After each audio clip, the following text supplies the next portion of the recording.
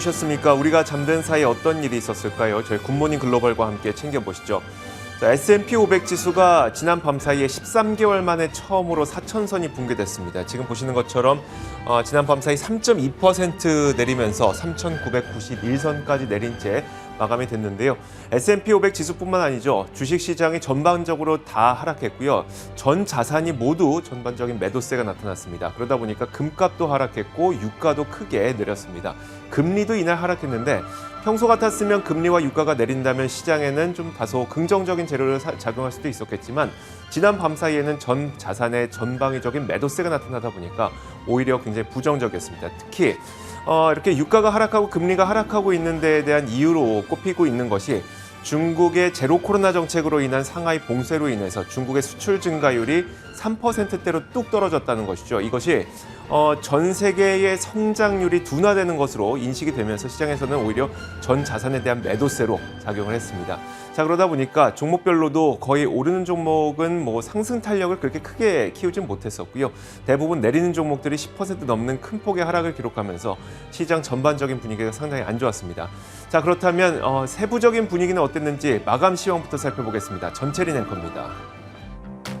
현지 시간 5월 9일 마감 상황 확인해 보겠습니다. 이번 주 첫 거래일 시작이 참 좋지가 못합니다. S&P 500 지수 앞서 확인하셨다시피 장중에 3% 넘는 하락세를 계속해서 이어가는 모습, 1년여 만에 4,000포인트 선 레벨이 무너졌습니다. 작년 4월 이후 처음으로 4,000포인트 선 이탈이 나타난 오늘이 되겠고요. 나스닥 지수 역시도 4%대 급락하면서 오늘 장에서 바닥 찾기를 이어가는 모습이었습니다. 시장을 움직이는 요소들 하나씩 확인해 보겠습니다. 첫 번째로 높은 금리가 시장에 계속적으로 부담으로 작용을 하고 있습니다. 이 장중 지수가 흘러내릴 때 미국의 10년물 금리는 4년 내 고점 부근에서 계속 거래가 되는 모습이었습니다. 오늘 장에서 3%를 계속해서 웃도는 모습 확인이 됐고요. 그 밖에도 시장에 부담으로 작용하는 요인들이 두 가지 더 있었습니다. 시장에서는 크게 이 두 가지 요인들을 경계하고 있는데 첫 번째가 이 중국 정부가 정말 이상하리 마치 제로 코로나 정책을 고수하고 있다라는 부분입니다. 도시 봉쇄와 공장 가동 중단이 예상보다 길게 이어질 수 있겠다라는 의미가 될 텐데 그 결과 단기적으로는 유가 수요가 떨어지고 장기적으로는 공급망 문제가 더 심각해지면서 인플레이션이 악화될 수 있겠다라는 우려가 작용하고요. 오늘 장에서 유가가 크게 떨어지고 있는 가장 주된 원인으로 꼽아볼 수 있겠습니다. 두 번째가 바로 그동안 주춤했던 미국 내 코로나 확산세입니다. 미국 내 코로나 확산세가 조금씩 재개될 조짐 나타나고 있습니다. 신규 확진자가 지난 3월에 비해 2배 가까이 늘어났고 또 미국 정부에서는 올 가을과 겨울 감염자가 1억 명 가까이 늘어날 수 있겠다라는 전망을 내놓기도 했습니다. 이런 부분까지 체크를 해주셔야겠고요. 이 고금리와 더불어서 이 두 가지 경기 위험 요인도 오늘 시장을 끌어내린 주된 재료들로 꼽아볼 수 있겠습니다. 자, 종목별 분위기 어땠는지 확인해 보겠습니다. 그야말로 피할 곳이 없는 시장이 오늘 나타났습니다. 그나마 경기 방어주로 분류되는 필수 소비재 섹터, 여기 우측 상단에 위치해 있는 여기인데요. 강보합권에서 머무르면서 그나마 조금 버텨주는 흐름으로 진행이 됐습니다. 그 안에서 월마트, 클로락스, 킴벌리 클락, 제너럴 밀스 등과 같이 경기가 어떻든 간에 필수적으로 소비가 이루어질 수밖에 없는 그런 종목들을 만드는 기업들만이 버텨주는 흐름이었습니다.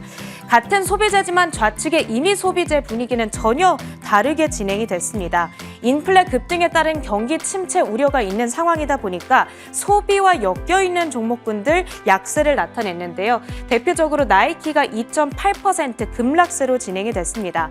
그리고 바로 위에 위치해 있는 각종 리오프닝 관련주들도 굉장히 약했습니다.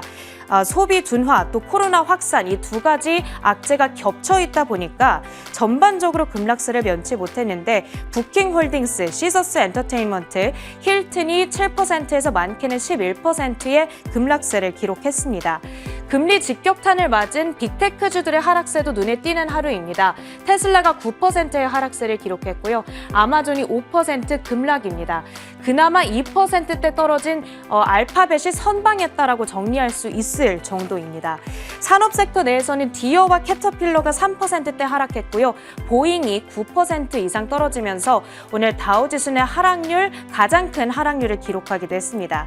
전반적으로 오늘 시장을 정리해 보자면 위험을 회피하고자 하는 심리가 극에 달하면서 그나마 주식 가운데 가장 리스크가 적다라고 여겨지는 이 필수 소비재 섹터를 제외하고는 대부분의 종목들이 굉장히 큰 폭의 하락세를 기록했습니다.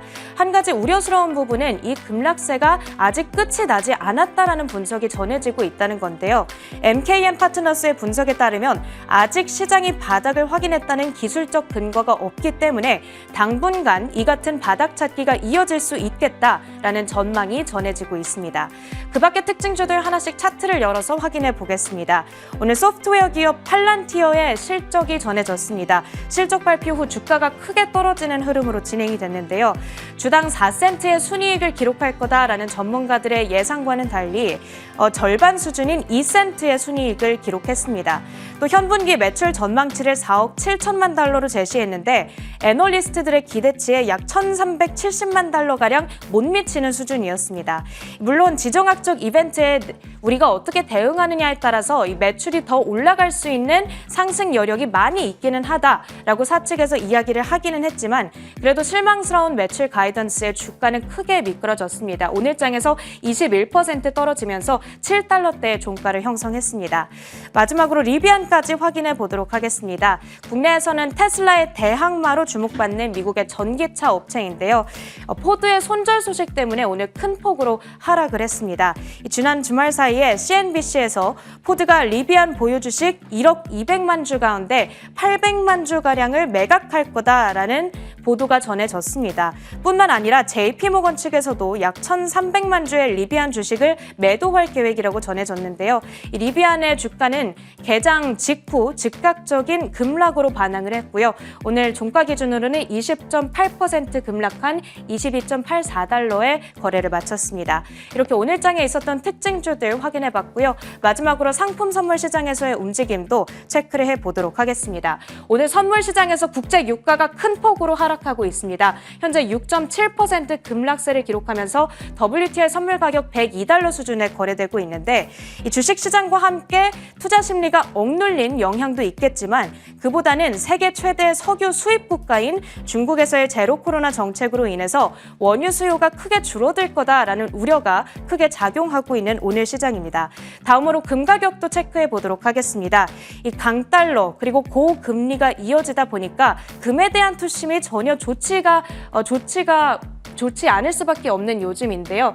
그러다 보니까 금 가격은 오늘장에서도 하락세를 이어가고 있습니다. 현재 1.5% 마이너스권 기록 중에 있고요. 마지막으로 비트코인 가격까지 확인해 보도록 하겠습니다. 자, 비트코인 가격 불과 지난주에 직전 고점인 4만 달러 선을 터치한 이후에 월요일인 오늘 10% 넘게 빠지는 흐름이 나타납니다. 현재 3만 1,000달러 부근에서 거래가 되고 있고요. 지난 7월 2만 9천 달러대까지 빠진 이후 가장 낮은 수준 오늘 경신을 하고 있습니다.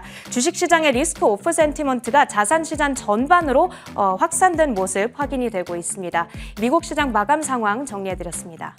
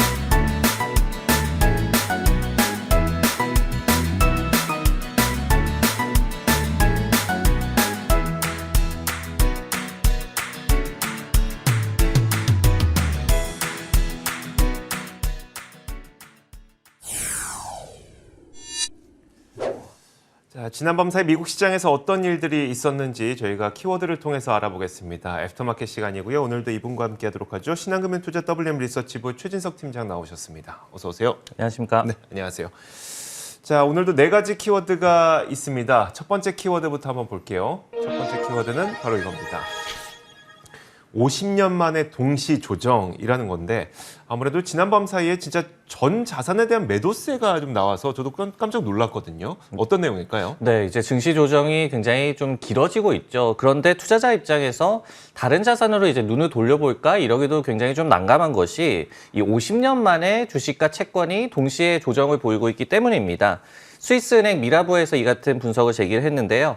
지난 1976년 이후 처음으로 주식과 채권 모두 다 10% 이상의 좀 하락세를 보이고 있다라고 얘기를 했습니다. 참고로 S&P 500 지수가 뭐 집계 기간에 따라서 좀 다르겠지만은 올해 한 15% 정도 하락하고 있고 미국의 채권 지수도 애그리게이트로 했을 때 10% 하락하고 있다라고 이 은행에서는 밝혔습니다.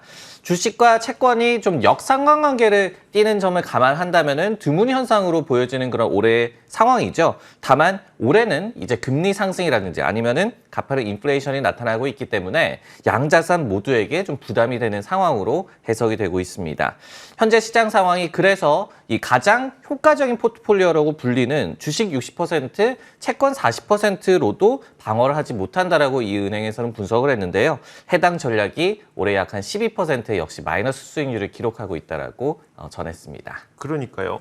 뭐 주식을 투자하시다가 너무 이제 불안해서 안 되겠다. 좀 다른 자산 볼까 하고 하시는 분들도 지금 전체 자산이 다 같이 하락하고 있으니까 참, 네. 다른 자산을 선택하기도 어려운 상황인데요. 자산 시장의 조정이 안 끝났다 이런 것들이 사실 지금 그 월가의 중론인 것 같거든요. 반대로 그래도 낙관론도 있을 것 같은데 낙관론을 주장하는 진영의 의견은 어떤 것들이 있을까요? 네, 기술적으로도 그렇고 그리고 펀더멘털적으로도 그렇고 어떤 뭐 이익이 꺾일 것이다라는 그런 우려가 있기 때문에 이 모두 비관적인 거는 맞습니다. 지금의 전체적인 분위기는 그렇다라고 분명히 말씀을 드리겠고요. 이날 오펜하이머 같은 기관에서도 증시의 바닥이 아직 오지 않았다라고 얘기를 했고요. 그리고 유명한 또 행동주의 투자자, 헤지펀드 투자자인 댄 롭 같은 경우에도 기술주의 바닥을 아직까지 논하기 힘들다라는 분석을 또 전하기도 했습니다.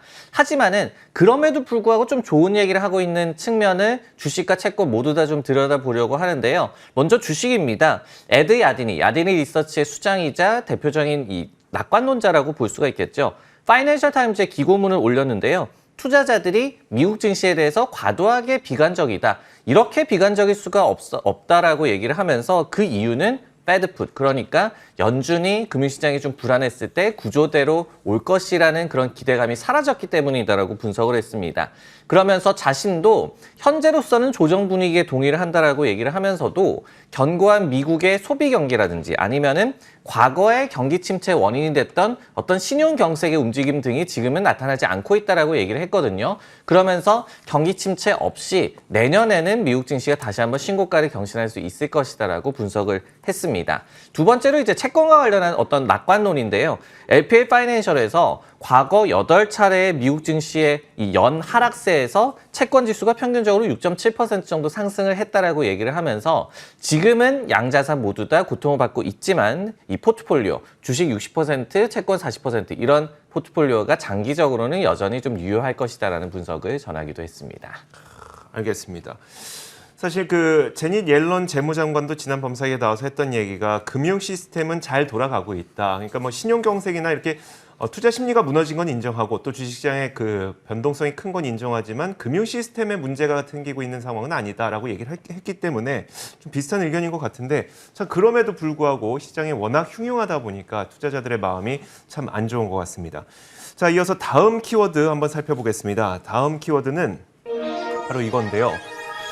기대 인플레입니다. 사실 지난밤 사이 기대 인플레는 그렇게 나쁘게 나오지 않았어요. 하지만 시장을 살리기에는 전혀 역부족이었던 그런 수치였었는데 한번 그 내용을 살펴보면 이렇습니다.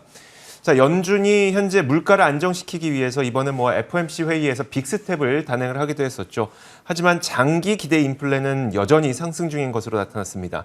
뉴욕 연은이 설문조사한 결과를 보니까 3년 기대 인플레이션이 지난 3월 조사 당시보다 0.2%포인트 올라서요. 3.9%를 기록한 것으로 확인됐습니다. 물론 이제 장기적으로 봤을 땐 그렇고 1년 단기물을 보면요. 1년 후 단기 기대 인플레이션은 지난 3월 조사에서 6.6%를 기록했지만 이번에는 6.3%로 조사되면서 조금 낮아지긴 했습니다. 하지만 크게 좋은 뉴스가 되진 못했던 게 지금 화면에서 보시는 것처럼 기대 인플레이션, 1년 기대 인플레이션인데요. 이게 여전히 고공행진하고 있습니다. 지난 5년간을 보더라도 3%를 넘는 게 쉽지 않았었거든요. 하지만 워낙 요즘에 인플레이션이 높다 보니까 기대 인플레이션이 거의 6% 중반까지 움직이고 있는 상태죠. 자, 1년 기대 인플레이션이 완화됐음에도 불구하고 시장의 대량 매도세는 멈추지 않았었는데 리서치 기관인 인플레이션 인사이트에 따르면 불행히도 1년 기대 인플레가 하락한 것은 4월 중순에 단기 바닥을 찍었기 때문으로 보인다면서 그 이후에 유가가 반등했기 때문에 기대 인플레이션 하락은 일시적인 것으로 보인다고 평가했습니다. 아무래도 다른 시장 참가자들도 똑같이 유가 바라보고 있기 때문에 이런 평가를 내렸겠죠. 전혀 긍정적인 반응을 찾을 수가 없었습니다. 자, 그렇다면 이제 기대 인플레이션이 1년 기대 인플레이션은 확실히 하락하긴 했어요. 그렇다고 해서 뭐 시장에서 긍정적인 반응을 보이진 못했었는데 그럼 이건 큰 의미가 없는 걸까요? 기대 인플레이션이 하락했다는 게 의미가 아예 없는 건 아닙니다. 왜냐하면은 저희가 사실은 인플레이션보다도 더 중요하게 생각하는 게 기대 인플레이션이거든요. 그리고 시장 공포감도 결국은 기대 인플레이션이 계속해서 높아지고 있기 때문에 이렇게 지표가 뭐 아예 의미가 없다라고 말씀을 드릴 수는 없을 것 같습니다. 그렇기 때문에 연준 같은 경우에도 강력한 인플레이션 파이터의 모습을 보이고 있는 것이죠. 이게 다 기대치를 낮추려고 우리가 인플레이션을 잡을 것이다. 아니면 인플레이션이 앞으로 완화가 될 것이다. 이렇게 얘기를 하는 것이 기대 인플레를 낮추려고 하는 그런 말이기 때문에 이번 지표 역시도 의미가 아예 없는 것은 아니다. 이렇게 다시 한번 좀 말씀을 드리겠고요. 하지만은 뭐 아까 그래프에서도 저희가 육안으로 확인을 했듯이 역대 최고에서 조금 이제 피크 아웃을 하는 그런 기미가 나왔다는 점. 그러니까 여전히 굉장히 높게 기대 인플레이션율이 유지가 되고 있다는 점이 좀 중요한 것 같고요. 또 한 가지는 최근에 이제 국제 유가가 다시 한번 좀 오르고 있다는 점이 장기 인플레이션에 대한 전망은 여전히 좀 어둡게 만드는 좀 가파른 인플레이션이 지속될 것이다라고 전망하게 만드는 그런 요인이지 않을까 싶습니다. 예를 들어서 최근에 파이낸셜 타임즈에서도 분석 기사를 실었는데요. 드라이빙 시즌, 그러니까 미국에서 차를 많이 움직이고 뭐 휴가도 많이 가고 이런 여름 시즌이 다가오기 몇 주 전부터 유가가 가파르게 상승하고 있다라고 얘기를 했는데 지금 뭐 수치들을 보더라도 재고 수준이 굉장히 뭐 역사상 저점 부분까지 좀 떨어지고 있는 상황이고 그런 가운데서 수요는 늘어날 것으로 예상이 됐고 그리고 이제 정유 업체들 그리고 정제 업체들의 정제 마진은 계속해서 높아지고 있고 이런 측면들이 결국은 유가의 상승 그리고 소비자들이 느끼는 어떤 유가의 상승을 또 불러일으키고 있기 때문에 이런 부분들이 결국은 인플레이션이 조금은 낮아졌다고 하지만 아직까지 경계감을 늦추지 못하는 이유지 않을까라고 생각이 듭니다. 이런 것들 때문에 기대 인플레이션이 상당히 중요한 의미를 갖고 있음에도 불구하고 그러면 우리가 안심할 수 없다. 이런 게 훨씬 더 시장에 큰 부담감으로 다가왔던 것 같습니다. 자, 이어서 다음 키워드 한번 보도록 하죠. 다음 키워드는 참 흥미로운 키워드가 준비되어 있는데요. 주린이는 출발선으로 이게 참 키워드 자체는 재밌는데 웃을 수만 없는 또 키워드이기도 해요. 어떤 내용일까요? 네, 뭐 분위기가 이렇다 보니까 좋은 얘기를 하기가 굉장히 힘든데요. 네. 사실 이제 팬데믹 때문에 할 일도 없고 집에서 주식을 하는 게 많이 이 습관으로 생겼고 그리고 또 증시도 랠리를 보이다 보니까 많은 주린이들이 양산이 됐죠. 근데 이런 주린이 초보 주식 투자자들이 이제 출발선으로 돌아섰다라는 그런 분석이 나왔습니다. 모건 스탠리에서 이날 이 같은 분석을 전했는데요. 아마추어 투자자 또는 트레이더들이 팬데믹에서 얻었던 주식으로부터의 수익을 다 잃었으며 2020년 1월의 상황으로 돌아갔다라고 분석을 했습니다.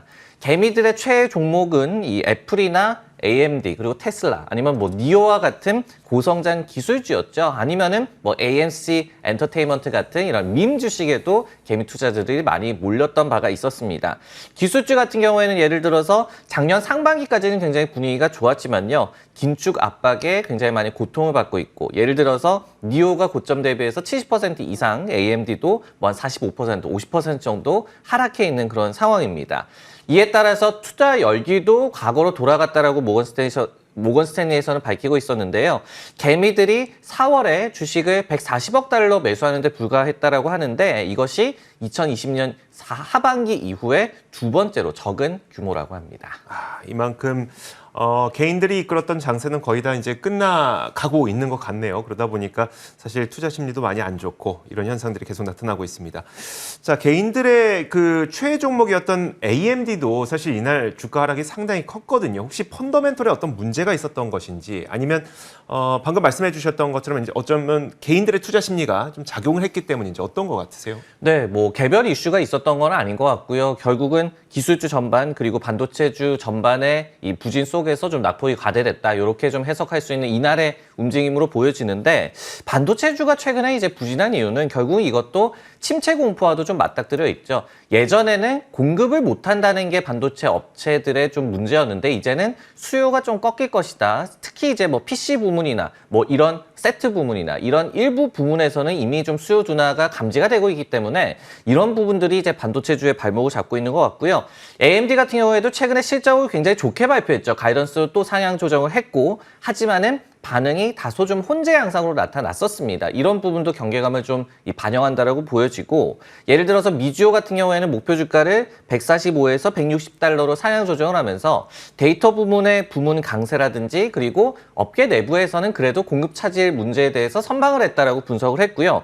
뱅크 오브 아메리카도 목표 주가 153에서 160달러로 올리면서 규모의 경제라든지 아니면 제조 역량이라든지 서버 시장에서의 점유율 확대 등을 감안을 할 때 업계 내에서의 최적의 포지션을 갖고 있다라고 얘기를 했습니다. 반면에 벤치마크라든지 아니면은 SMBC 같은 기관에서는 목표 주가를 하향 조정을 했어요. 결국은 점유율 확대 이 모멘텀이라든지 아니면은 데이터 센터 부분의 강세를 인정을 하면서도 지금 이 공격적으로 어떤 목표 주가를 배팅하기에는 힘들다라는 게 좀 일부 기관들의 의견인 것 같습니다.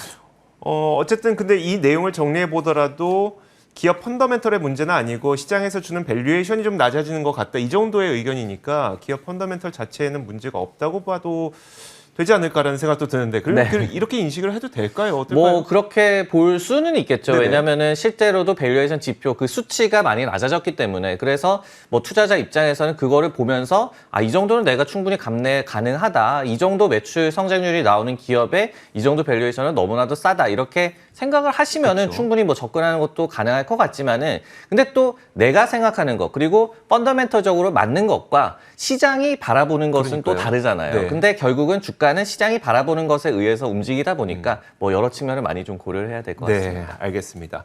자, 이렇게 세 번째 키워드까지 봤고요. 이어서 네 번째 키워드 보겠습니다. 네 번째 키워드는 바로 이겁니다. 쌍두마차라고 제가 지어봤는데 하락을 이끈 밈 주식 가운데 두 종목이 있었습니다. 지난 밤 사이에 바로 리비안과 팔란티어죠.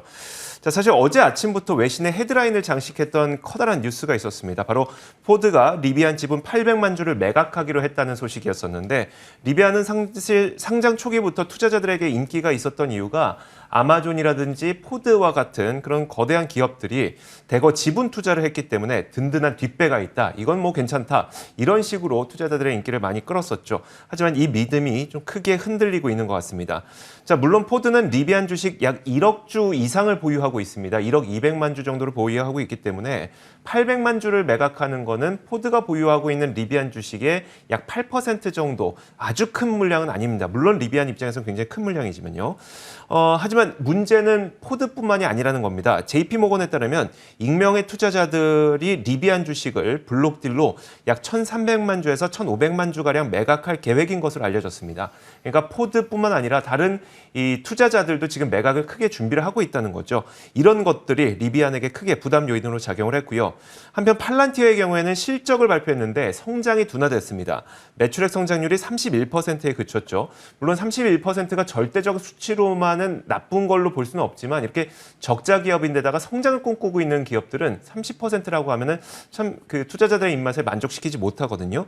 또 이 매출의 가장 큰 비중을 차지하고 있는 정부 관련 매출이 16% 성장에 그쳤습니다. 올해 연간 가이던스 역시 2025년까지 연평균 30% 이상 성장을 제시했지만 전혀 투자자들을 만족시키지 못했고요. 자, 물론 팔란티어는 우크라이나 전쟁으로 인해서 폭넓은 성장 잠재력이 있다는 말은 하긴 했습니다만 지금 당장 적자에다가 성장 속도도 30% 초반대로 둔화되다 보니까 주가의 급락을 막을 수가 없었습니다.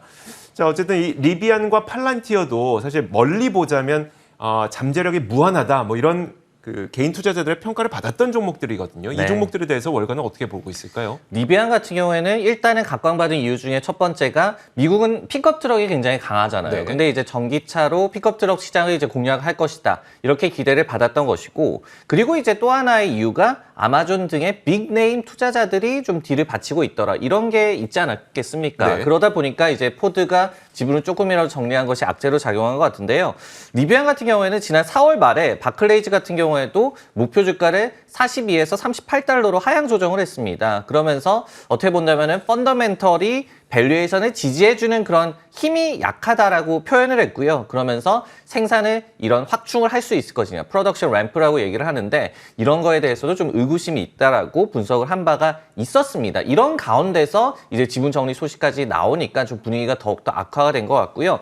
팔란티어도 분위기가 뭐 좋지는 않은 것 같아요. 이번 실적 발표한 후에 RBC 같은 경우에 언더퍼폼으로 투자 의견을 실제로 내렸는데 우크라이나 전쟁의 수혜가 제한적이더라라는 분석을 했고요. 그리고 수주 잔고도 좀 약하다라고 표현을 또 했습니다. 이 밖에 크레딧 스위스라든지 파이퍼 샌들러 등의 기관도 기존 대비 낮은 12달러, 14달러의 목표 주가를 새롭게 제시하기도 했습니다. 여기에 더해서 모네스 크레스피 하트앤코라는 기관에서도 빅데이터라든지 디지털 전환, 클라우드, AI 등의 구조적인 성장 트렌드에 대한 이 기업의 포지셔닝은 굉장히 좋다라고 얘기를 하면서도 목표 주가는 기존의 20달러에서 16달러로 역시 하향 조정을 했거든요. 뭐 시장 전반의 분위기도 있고 전반에 좀 경계심이 좀 팽배하고 있는 그런 상황인 것 같습니다. 네, 알겠습니다.